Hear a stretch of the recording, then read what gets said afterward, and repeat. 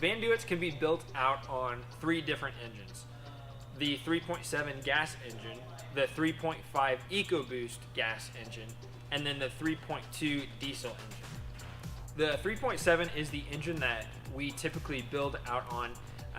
It gets pretty good gas mileage, and the maintenance is quite a bit easier, and it's quite a bit cheaper, and it's just a good engine.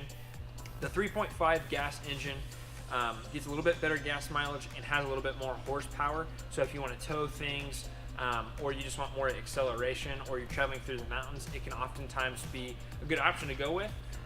The 3.2 diesel engine gets a little bit better gas mileage, as you know, and it also has better low-end torque.